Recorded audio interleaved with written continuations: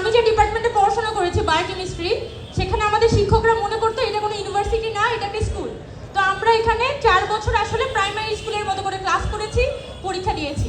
তো আমি কখনো এই অথরিটিটা কোয়েশ্চেন করতে পারতাম না, কারণ দিন শেষে এটা তো একটা ফিলোসফিক্যাল সেটেলমেন্ট টিচার, স্টুডেন্ট এবং অন্যান্য অথরিটির মধ্যে।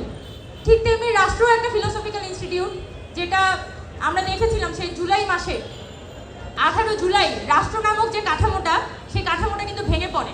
তো টেকনিক্যালি জনগণ ছিল, কিন্তু জনগণের কোনো অথরিটি ছিল না। তো জনগণ সব মাঠ টেক ওভার করে ফেলে এবং যাকে তারা, যে অথরিটি, যে সরকার, তাকে তারা দখলদার এবং ফ্যাসিস্ট বলেই সরকারকে তারা দেশ ছাড়া করে। এটাই ছিল বাংলাদেশের তৎকালীন বাস্তবতা। এবং এই ফিলোসফিক্যালি এই যে রাষ্ট্র এবং বিশ্ববিদ্যালয়, এই রাষ্ট্র তো আসলে দিন শেষে বিশ্ববিদ্যালয় থেকে কিছু একটা চাইতে পারতে হবে, তাই না? কেন বিশ্ববিদ্যালয়কে আমরা বিশ্ববিদ্যালয় বলি? কারণ রাষ্ট্রের এই ইনস্টিটিউটগুলোর থেকে কিছু না কিছু পাওয়ার থাকে। এই বিশ্ববিদ্যালয়গুলো কেন এটি কলেজ না, কেন এটি স্কুল না, তার একটা বড় কারণ এই ইনস্টিটিউশনগুলোতে কিছু মাত্রায় কিছু গবেষণা হয়, এখানে কিছু ডিপার্টমেন্ট থাকে, এখানে রিসার্চের পিছনে কিছুটা ফান্ড থাকে এবং টিচাররা গবেষণা করে, স্টুডেন্টরা এখানে ফেলো হিসেবে যুক্ত হয়। এবং পরবর্তীকালে আমাদের রাষ্ট্রের যে বিভিন্ন ইনস্টিটিউট থাকে, অন্যান্য যে ইনস্টিটিউট, সেটা সরকারি হতে পারে অথবা বিভিন্ন স্টার্ট আপ কোম্পানি হতে পারে, মাল্টিন্যাশনাল কোম্পানি হতে পারে বা রাষ্ট্রীয় সংস্থা হতে পারে, তারা সকলে মিলে বিশ্ববিদ্যালয়ে উৎপাদিত যে জ্ঞান, সেটাকে নানানভাবে তারা মাঠে কাজে লাগায়। এটাই হচ্ছে একটা চুক্তি। কিন্তু আমরা বাংলাদেশ এই রাষ্ট্রের সূচনা লগ্নের কথা বললে তো একটু বেশি কম হয়ে যাবে। যখন থেকে ঢাকা বিশ্ববিদ্যালয় জন্ম হয়েছে, তখন থেকে কিন্তু এটাকে বেসিক্যালি একটা কেরানি তৈরির কারখানা হিসেবে ব্যবহার করা হয়েছে। কিন্তু বর্তমানে 2025 সালে এসে এতই দুঃখজনক অবস্থা যে ঢাকা বিশ্ববিদ্যালয় এই কেরানি তৈরির কারখানাও আর হতে পারছে না।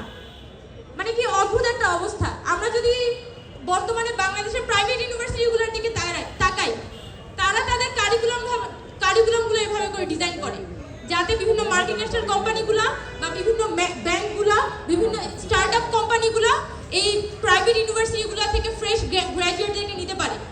কিন্তু আপনি যখন পাবলিক ইউনিভার্সিটিতে আসবেন, দেখবেন যে তারা তো ওই জ্ঞানটাই তৈরি করতে পারছে না। তারা তো এই মিনিমাম যে কোম্পানিগুলোর উপযুক্ত ফোর্থ ইন্ডাস্ট্রিয়াল রেভলিউশনের উপযুক্ত জ্ঞানও তো উৎপাদন করতে পারছে না। তার মানে ঢাকা ইউনিভার্সিটি তার যে 1921 সালের যে একটা কমিটমেন্ট ছিল, সে একটা কেরানি তৈরির কারখানা হবে, সেই কেরানিও সে এখন আর তৈরি করতে পারে না। এটা খুবই আনফরচুনেট জায়গায় আসলে আমরা এসে পৌঁছেছি। এবং সত্যি কথা বলতে যে আমরা যখন এখানে সার্জানা যখন কথা বলছিল, তখন সে কিন্তু অনেকগুলো উদাহরণ টেনেছে যে 1952 সাল, 1962 সাল, 1966 সাল, 1969 সাল। এই ঢাকা ইউনিভার্সিটি মানেই হচ্ছে 1952 সাল, 66 সাল, 62 সাল, 69 সাল, 71 সাল। ঢাকা ইউনিভার্সিটি মানেই হচ্ছে এটা। এখন সাথে একটা নতুন লেজ যুক্ত হয়েছে, 2024 সাল। একটা ইউনিভার্সিটি যখন তার রাজনৈতিক পরিচয়কে ছাপিয়ে উঠতে পারে না, তাকে আমি কিভাবে কোনো বিশ্ববিদ্যালয় দাবি করতে পারি? এটা তো একটা পলিটিক্যাল ইনস্টিটিউট, এটা তো কোনো ইউনিভার্সিটি না। এবং আমি এর আগেও আরেকটা এরকম একটা আলোচনায়, মঙ্গলবার গল্পসপ্পেতে আরেকটা আলোচনা আমি গিয়েছিলাম যে বিশ্ববিদ্যালয়ের কাজ কি, ওইখানে টপিকটা ছিল। তখন এই কোয়েশ্চেনটা আমি তুলি যে 1971 সালে যখন প্রথমবারের মতো একটা দেশ স্বাধীন হয়, সেম একটা গরম তরুণরা মাত্র তারা যুদ্ধ করে এসেছে, পাকিস্তানি আর্মির সাথে যুদ্ধ করেছে, একটা দেশ স্বাধীন করেছে, তাদের মধ্যে কিন্তু একটা স্পৃহা ছিল এই দেশটাকে তারা পরিবর্তন করবে। তখন কিন্তু তৎকালীন যে প্রধানমন্ত্রী বা তৎকালীন প্রেসিডেন্ট ছিলেন শেখ মুজিবুর রহমান, তার কাছে একটা বড় ধরনের সুবর্ণ সুযোগ ছিল এই যে ঢাকা ইউনিভার্সিটি বা বাংলাদেশের যে ইউনিভার্সিটিগুলোকে, এগুলোকে একটা প্রপার একাডেমিক ইনস্টিটিউশনে রূপান্তরিত করার। কিন্তু আমরা কি সেটা দেখেছি? সেটা দেখি নাই। বরং 73 সালে একটা ডাকসু নির্বাচন হয়, সেখানে ব্যালট বাক্স শুদ্ধ তুলে নিয়ে চলে যায় নিজের প্রার্থীকে নির্বাচন করার জন্য। পরবর্তীতে কোন হয়ে যায় 7 মার্ডারের ঘটনা, 80s এখানে এসব বিরোধী আন্দোলন।